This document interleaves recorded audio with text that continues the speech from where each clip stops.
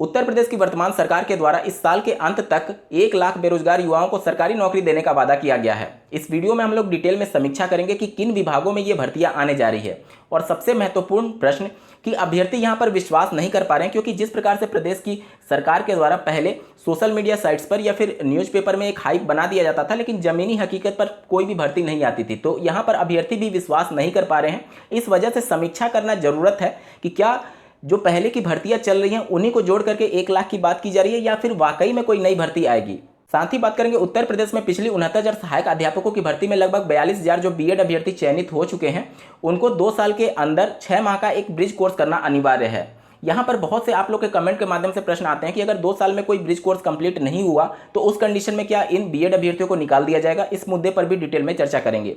साथ ही बात करेंगे डीएलएड 2019 बैच के प्रमोट मुद्दे को लेकर के क्या कुछ चल रहा है, जिसे आपको जानना बेहद जरूरी है यदि आप भी 19 बैच या फिर पहले के बैक पेपर से संबंधित अभ्यर्थी हैं। तो अंत तक बने रहिएगा इस वीडियो के साथ बिना किसी पार्ट को स्किप किए हुए। नमस्कार दोस्तों, मेरा नाम है नीरज और आप देख रहे हैं करियर बिट यूट्यूब चैनल। अगर आप इस चैनल पहली बार विजिट कर रहे हैं तो इसको सब्सक्राइब करते हुए बेल आइकन को प्रेस करना ना भूलें। सबसे पहले बात कर लेते हैं कि 1 लाख जो साल के अंत तक भर्तियां आएंगी वह किन विभागों में आएंगी या फिर जो पहले की रिक्तियां हैं उन्हीं की बात की जा रही है। यहाँ पर प्रदेश सरकार के द्वारा लगातार ये दावा किया जाता रहा है कि 4 वर्षों में उन्होंने 4 लाख लोगों को सरकारी नौकरी दे चुकी है। यहाँ पर वर्ड आप ध्यान दीजिएगा, 4 लाख लोगों को नियुक्ति पत्र मिल चुका है और अब जो 1 लाख लोग जिनको सरकारी नौकरी मिलनी है उनको नियुक्ति पत्र देना बाकी है। और यहाँ पर साल के अंत तक 5 लाख लोगों को सरकारी नौकरी देने की बात कही जा रही है। सबसे पहले जान लीजिए कि किन विभागों में ये भर्तियां होंगी। देखिए सबसे ऊपर आप देख पा रहे होंगे शिक्षा विभाग, पुलिस विभाग, स्वास्थ्य विभाग में सबसे ज़्यादा अभ्यर्थियों को मौका मिलने वाले हैं। अब ध्यान दीजिएगा इन सभी विभाग के नाम को। सबसे पहले बात करेंगे शिक्षा विभाग की, तो उत्तर प्रदेश में अभी 15,000 टीजीटी की वैकेंसी आई हुई है, जिसकी परीक्षा होना बाकी है और नियुक्ति पत्र देना भी बाकी है। 15,000 टीजीटी याद रखिएगा। उसके बाद से 1329 यानी 1,329 पीजीटी की वैकेंसी आई हुई है, जो कि शिक्षा विभाग से ही संबंधित है। 15,000 टीजीटी और 1329 पीजीटी की वैकेंसी, ठीक है। अब बात करते हैं पुलिस विभाग की। पुलिस विभाग में उत्तर प्रदेश में 9,537 यूपीएसआई की वैकेंसी आई हुई है, जिसके लिए अभी परीक्षा भी बाकी है और नियुक्ति पत्र देना भी बाकी है, ठीक है। उसके बाद से आप देखिए स्वास्थ्य विभाग की बात की गई है। स्वास्थ्य विभाग में आप लोग छोटे लेवल पर देखेंगे तो गांव में आंगनबाड़ी के माध्यम से जो गर्भवती महिलाएं होती हैं उनको भी स्वास्थ्य से संबंधित कुछ सुविधाएं दी जाती हैं, तो ये भी स्वास्थ्य विभाग की ही वैकेंसी मानी जाती है। तो आंगनबाड़ी में अभी प्रदेश की वर्तमान सरकार के द्वारा वैकेंसीज मांगी गई हैं। आप लोग देखे होंगे कि प्रत्येक जिले में अलग अलग वैकेंसी आ रही है और प्रत्येक जिले की वैकेंसी को जोड़ दिया जाए तो लगभग 52,000 आंगनबाड़ी कार्यकर्त्रियों की यहाँ पर वैकेंसी निकली हुई है। अब देखिए ऊपर की हेडिंग में जो लिखा हुआ है शिक्षा, पुलिस और स्वास्थ्य विभाग, इन तीनों में अभी जो वर्तमान में वैकेंसी चल रही है जिस पर नियुक्ति पत्र देना बाकी है, उसमें यूपीएसआई की 9,537 plus 52,000 anganwadi plus 15,000 TGT plus 1329 PGT, इतनी वैकेंसीज को सिर्फ मैं जोड़ता हूं तो 77,866 वैकेंसीज हो जाती हैं। ध्यान दीजिएगा 77,866। इसके अलावा उत्तर प्रदेश में यूपी SSSC के माध्यम से पीईटी एग्जाम के बाद से लगभग प्रदेश की सरकार के द्वारा प्रतिबद्धता जाहिर की गई है कि 50,000 समूह ग की यूपी SSSC के माध्यम से वैकेंसीज निकाली जाएंगी, जिसमें लेखपाल और अन्य सारी वीडियो की वैकेंसीज भी आने वाली हैं। तो इन सब को 50,000 प्रदेश की सरकार टारगेट मान करके चल रही है और वो भी इसी में काउंट कर रही है कि 1 लाख में ही वो सम्मिलित है। तो हमने जोड़ा था 77,866 और 50,000 इसमें और जोड़ दीजिए तो हो जाता है 1,27,866 पद, जो कि अभी ऐसे वैकेंसीज हैं जिस पर नियुक्ति पत्र देना बाकी है और इसमें 77,866 पद ऐसे हैं जिसके लिए विज्ञापन भी जारी कर दिया गया है। इसके अलावा अगर बात की जाए उत्तर प्रदेश में बेसिक शिक्षा विभाग में चल रही 69,000 सहायक अध्यापकों की भर्ती में 3rd काउंसलिंग होना प्रस्तावित है, जिसमें लगभग 5,000 सीटें 69,000 से बची हुई हैं। साथ ही 68,500 सहायक अध्यापकों की भर्ती से बची हुई 22,000 सीटों को 69,000 में जोड़ करके तृतीय काउंसलिंग के लिए अभ्यर्थी लगातार दबाव बना रहे हैं। और एक इसमें कानूनी पेच भी ये फंसा हुआ है कि जैसा कि आप लोग को ज्ञात होगा कि आंसर की वाला मामला अभी पूरी तरीके से शांत नहीं हुआ है और अभी भी मामला कोर्ट में लंबित है। अगर वहां से अभ्यर्थियों को राहत मिलती है, मतलब अगर अतिरिक्त उनको नंबर मिलते हैं तो जाहिर सी बात है और ज़्यादा अभ्यर्थी क्वालिफाई होंगे और ज़्यादा अभ्यर्थी क्वालिफाई होंगे तो जो सीटें 22,800 से रिक्त बची हुई हैं या फिर 51,112 पद जो शेष बचे हुए हैं उसी में से उनको नियुक्ति पत्र दिया जाएगा।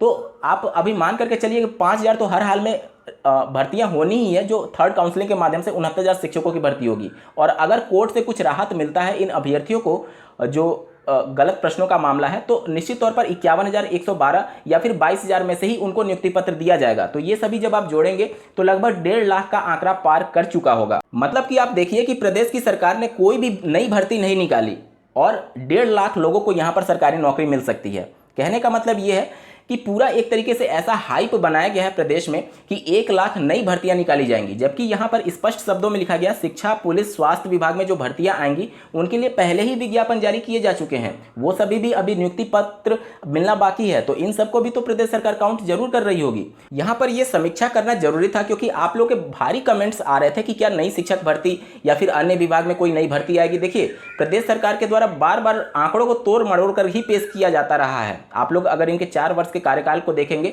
तो जो लेखपाल की भर्ती को लेकर के विवाद पूरा उठा था कि बिना भर्ती किए एक दुर्गेश नामक व्यक्ति की वीडियो को माननीय मुख्यमंत्री जी के सोशल मीडिया ट्विटर हैंडल पे शेयर किया गया था, तो निश्चित तौर पर आंकड़ों को तोड़ मरोड़ कर पेश किया जाता रहा है प्रदेश की वर्तमान सरकार के द्वारा।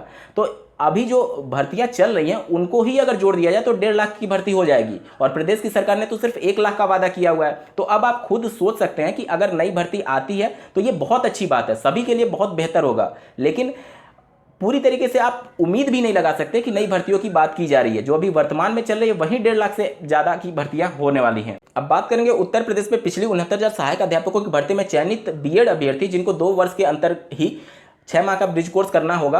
अभी लगभग कुछ अभ्यर्थी जिनको फर्स्ट काउंसलिंग में नियुक्ति पत्र दे दी गई थी उनका 9 महीने लगभग कार्यकाल पूरा हो चुका है, मतलब, और जो जिनको सेकंड काउंसलिंग में नियुक्ति पत्र मिला था उनके लगभग 6 महीने का कार्यकाल पूरा होने जा रहा है। मतलब अब सीधा सीधा ये देख लीजिए कि 1.5 साल या फिर उससे भी कम समय बचा हुआ है। अगर इसके अंदर कोई ब्रिज कोर्स शुरू नहीं किया गया तो 2 साल में इनका कोर्स कंप्लीट नहीं हो पाएगा। उस कंडीशन में एनसीटी ने जो राजपत्र प्रकाशित किया था कि 2 वर्ष में ही इनका पूरा कंप्लीट होना चाहिए, उस कंडीशन में क्या होगा। देखिए, ये प्रदेश सरकार की जिम्मेदारी है कि आप लोग के लिए ब्रिज कोर्स का इंतजाम किया जाए, लेकिन अगर प्रदेश सरकार के द्वारा विधानसभा चुनाव को देखते हुए या फिर सरकार बदल गई और एक्टिव या फिर कुछ ऐसा डिसीजन नहीं लिया गया, उस कंडीशन में आप लोग अपने को सेफ करने के लिए हर हाल में एनसीटी मान्यता प्राप्त ब्रिज कोर्स करना अनिवार्य हो जाएगा।